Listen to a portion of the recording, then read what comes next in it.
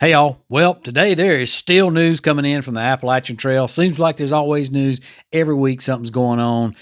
We got hikers that have reported in, through hikers out there that are working on their through hikes. We've only got, I don't know, maybe 6 weeks left of the through hiker season, or at least the NOBO season. Of course, we're still going to have SOBOs because Springer don't close or nothing in between closes except for Katahdin.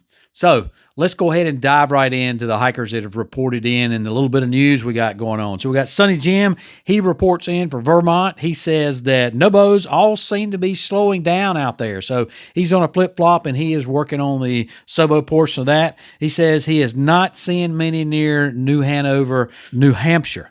And he sends in this video. Hey there, Ramdino. Just a quick update from Sonny Jim. I'm on the top of Mount Moosilauke. Really windy, gusty today, beautiful scenery, and just a gorgeous day. Great summit. By the way, there's a whole pocket of NOBOs that I've been running into, about 40 or so, getting ready to head into the presidentials and the whites. So there's a bunch of them going north, and it's going to get crowded out there. So talk to y'all later. Chase, he has only got 300 miles left on his through hike. Of course, Chase is working on to finish his 2025 through hike, where he had to cut it short because of Helene. And so he is getting back out there and finishing that now that the trail's clear. And he also reports in that we've got some issues going on with water out there. And let's go ahead and hear what he's got to say. Greetings, Ramdino. Thanks for all you do. This is Chase. We're working on our 2025 through hike completion, and just past Vermont, Virginia, heading down towards Bear Garden. Haven't had much rain lately until just yesterday, and so a lot of the marginal water spots are pretty dry. We have met a few southbounders now, the fast ones. In fact, yesterday we met Sugar, who left I think like July 28th, and she's already passed me. She'll probably hit Springer before I finish up at Hot Springs. Yeah, so that's it. Talk to you next week.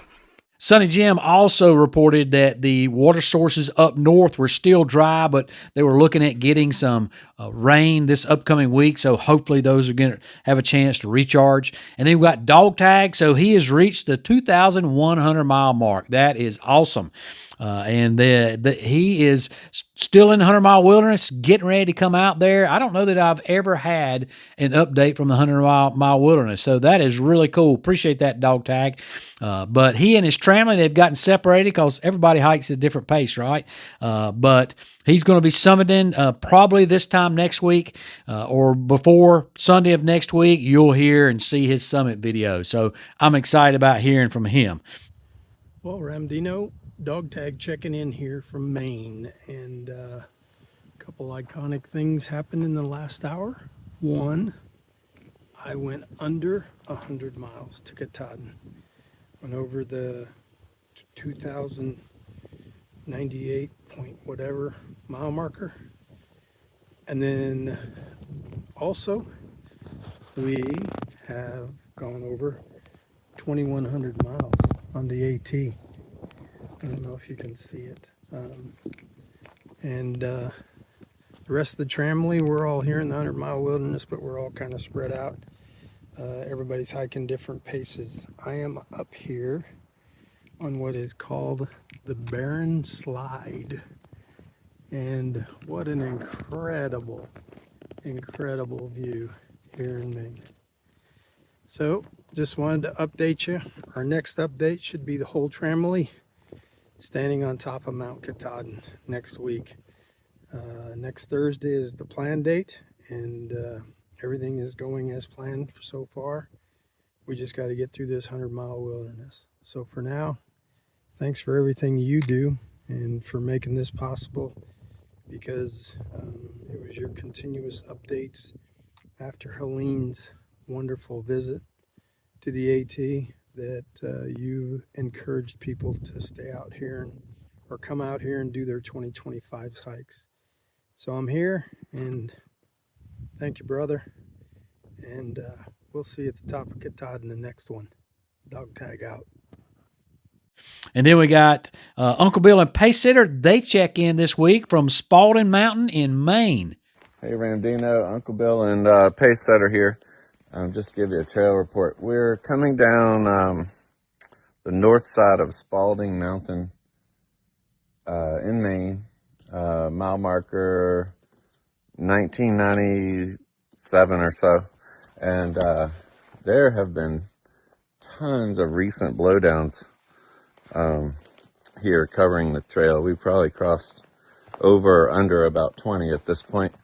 The hike up from the south was beautiful, and then the north side of the trail got walloped with some wind. So just a little trail report for you there. Yeah, good to see you. It's been a while. Yeah, I hope your hike in Pennsylvania was good. We haven't been able to watch some of those videos yet, but Terrible service for a long time. yeah, we'll get back to it. And we're still on trail, still hiking northbound. Have a nice day. Princess Peace, she checks in as well, and she is coming in from Vermont, although she says there's not a lot of mud because it's been dry. Kind of seeing a pattern here, folks. Been dry. She gets super dry, which is a win for her because she don't have to worry about the mud, but she does have to worry about the water sources and where she's going. So she says some of those have been a bit unreliable. Just another reason why, folks, if you're out there hiking, please be sure and update. It's not Gut Hooks anymore. It's Far Out, the app that probably 95% of the folks on trail use to navigate. So be sure and use that. Update those water sources for the next folks coming through. But she says she's starting to feel the mental side of a through hike. So she's been out there in the green tunnel. She goes, she is trying to grab some sunshine breaks whenever she can and just soaking in all the views. She did say a bonus is that it's apple season on the trail. And so apples have just been right there on the trail. And so she's been able to grab some of those and have a nice hearty snack as she goes on. So that's pretty cool. And then we got Van Gogh and Riley. They check in from Andover, Maine. They indicated that after hiking up Mount Washington, they got to the west branch of the Peabody River, and that's where the bridge is that's been out. And you can't use it right now. However, you can ford the river right there right now. So they said there wasn't any problem with that. They didn't even have to get wet. There was so little water flowing through there. That includes the paws didn't get wet. And then some news we got coming up. So we got the anniversary of Helene. It came through that devastated so much of the trail in North Carolina, Tennessee, and Virginia. Of course, the big thing is that it devastated families and took lives and stuff. So, while we think about the trail, and this channel's about the Appalachian Trail, we can't ever forget that the lives that it took and the lives that it affected out there. But hopefully we'll be able to hear from some trail maintainers as we get closer and closer to that. And then Spineless Cougar, he is our Vermont correspondent out there. He's a trail angel, and he has folks come through when they come through his spot where he's doing trail magic. He asked that they fill out a data sheet if they want to. Nobody has to, of course.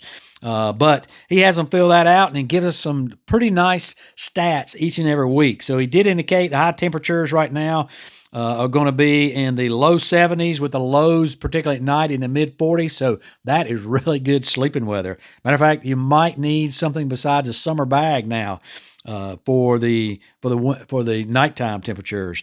He did say the trees are beginning to change color. So he's in Vermont. That's got to be really gorgeous up there. And he's expecting the AT numbers to pretty much go down from here on out and pretty much be only some SOBO hikers, SOBO AT, and maybe some long trailers out there. He did say that AT hikers coming through are in a lot smaller groups now than they've been, and a lot of those are just solo that are coming through. And the groups are only like 2 or 3 at a time. And he said it looks like the AT season in Vermont is almost pretty much over, if not over.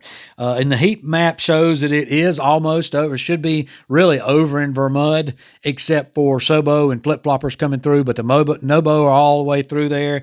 And really, they are out of New Hampshire and coming into Maine or well into Maine by now. So very little hikers there, NOBO hikers, according to the heat map in Vermont. And that's kind of interesting because over the last couple years, hikers have been out in front of the heat map. It hasn't been as accurate this season for whatever reason. I haven't figured that out yet, but it has been more accurate. Typically when people get on trail, it kind of moves around a little bit, and so everybody starts going earlier. And of course, the heat map was actually produced from data from maybe a decade or more ago. But it would move back, the bubble did, when people are trying to stay away from the bubble. So it gets earlier and earlier. And then now as that populates and that fills in, they can't leave any earlier because it's just too cold. And so then what they do is the bubble starts moving forward. And it may be that it's just moved forward back into that slot where the data was collected. I'll try to do some more data collecting on that myself and let you know about that. But one thing that I did look at is that a lot of hikers out there were putting off their hike, thinking about putting it off completely this year because of the damage coming through in North Carolina, Tennessee, and Virginia due to Helene. But the trail maintainers got out there and pulled off a miracle and got it clear for hikers to get through there. And so I think maybe that had something to do with them. Maybe people were putting it off, and then they kind of moved it out moved it a little further from where it was before, starting earlier, to try to give the trail maintainers a chance to get it clear, because for whatever reason, people like doing a NOBO pure. They don't want to miss a section, even though the ATC put out it's okay to miss a section due to a trail being closed because of the damage from Hurricane Helene. People like to do that, and that's cool. Either way, that's cool to do that. So in any case, that's what occurred, what I'm thinking may occur, but I got some more research to do on that. And then the stats he's given us this week. So we had the oldest hiker that he had out on the trail. In other words, not the oldest age-wise, years old, but the oldest who had been on trail the longest. And that was Recharge. He left Springer on April 4th. Bag tag number 1,749. The lightest pack was Lucky at 19, or actually it was Licky, I think. Licky or Lucky, I'm not sure. But they had 19 pounds, and the heaviest was Recharge at 39 pounds. He'd been toting that, like I said, since April 4th. So that is pretty good size pack, if you ask me.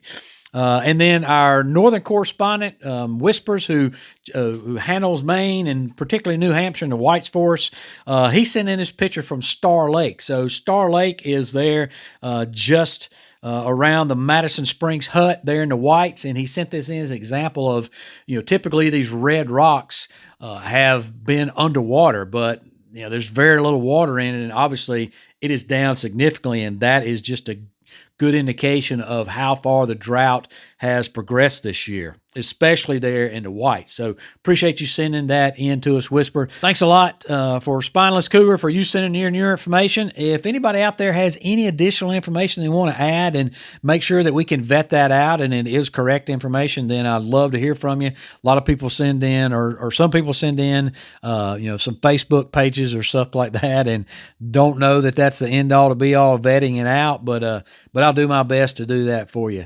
And then, of course, if you are a SOBO, a flip-flopper, or even a NOBO, when you're finishing your hike, particularly NOBO right now, we want to celebrate with you. So if you would send in your summit pictures, let me know what your summit number was so that we can kind of get a data stream going here of how many folks are hiking, how many folks finished.